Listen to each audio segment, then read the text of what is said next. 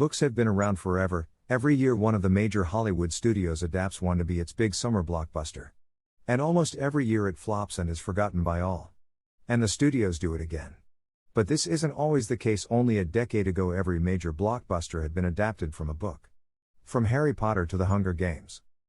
So why do these films fail now? I am going to use the example of the 2007 film Stardust by Matthew Vaughn, based on the novel of the same name by Neil Gaiman. The film features a roster of talent, both British and crucially American, which draws in a big audience. Especially as the book was not as much of a global sensation as the Potters. British parents are likely to bring their children to see a film that features the likes of David Walliams, Ricky Gervais, Mark Strong.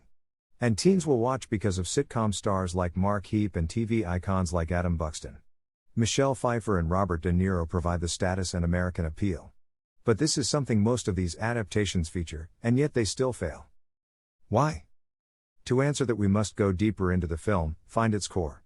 The original novel. Gaiman is an excellent writer, you may say, that is why it's so good. And to that I say, Patrick Ness is an excellent author, and look what they did to The Knife of Never Letting Go. I think that it all comes down to some simple choices made by the author. For a long time books came with a heavy load of description. A 200-page book might be 20% description. Which was great for the film medium, as it meant that very little of the plot needed to be cut, as it fit nicely into 2 hours. This is clearest in films based on Charles Dickens' work. Take Armando Iannucci's latest film, The Personal History of David Copperfield. The style of Dickens' source material is such that when adapted it is engaging and exciting and good.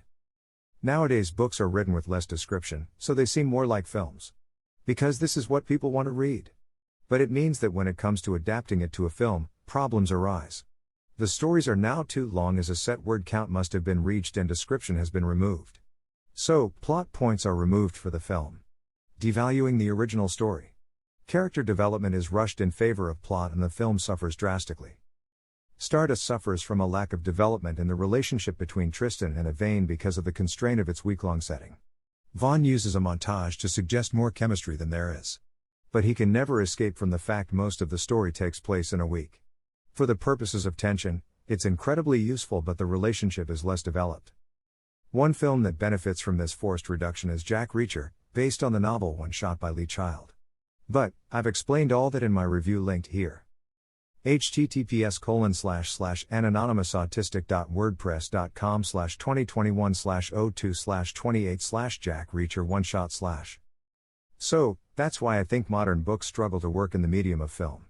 They are simply too filmic by design to start with. So how can these more modern books be adapted? The answer is television. Long-form and limited series like Good Omens, The Queen's Gambit, Shadow and Bone, and, hopefully, the upcoming Percy Jackson series show that this is how modern novels should be done. They are able to tell the story in 10 episodes without compromising the plot and characters the author has spent so long on.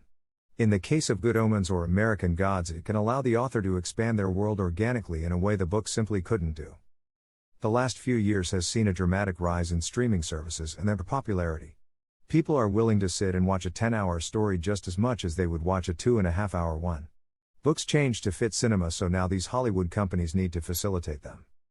But that's not to say we know books should be adapted to the big screen. I think that this scale is something that needs to be considered. Stardust works because the world is secondary to the characters, there are no universe-threatening stakes.